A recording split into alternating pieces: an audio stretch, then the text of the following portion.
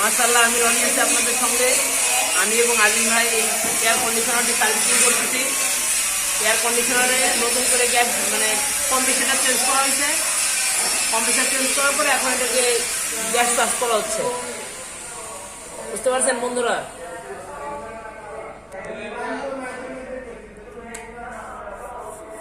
এটা একটা window AC দ্যাটটনের উইন্ডো এসি, রাইট। আমি আছি রনি এবং আমার সাথে আছে আমাদের আজিম ভাই,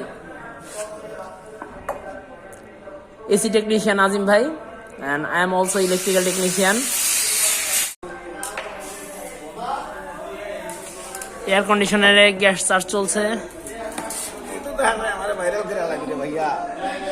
এসিটাকে ভ্যাকুয়াম করবো। ভ্যাকুয়ামটা করার পরে অন্তত 50 মিনিট থেকে 1 ঘন্টা আমরা রেস্টে রাখবো, যে প্রেশারটা ঠিক আছে কিনা বা লিক আছে কিনা।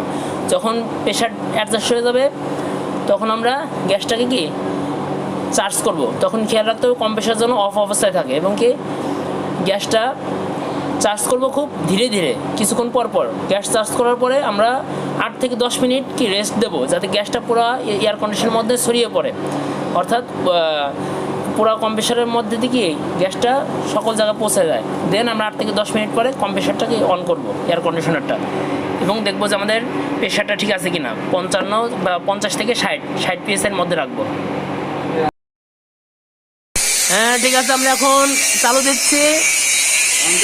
অন করা হচ্ছে, এয়ার কন্ডিশনার অন হয়ে গেল। কম্প্রেসারে বাতাসগুলো অফ করা হচ্ছে।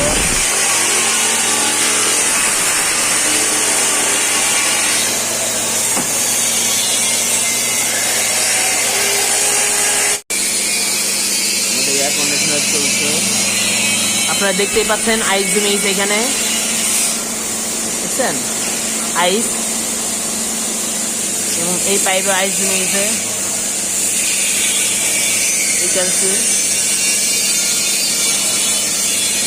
এবং ঠান্ডা বাতাস আসতেছে। আলহামদুলিল্লাহ, আমাদের এয়ার কন্ডিশনের কাজ কমপ্লিট। আপনাদেরকে ধন্যবাদ দেখার জন্য। আল্লাহ হাফেজ।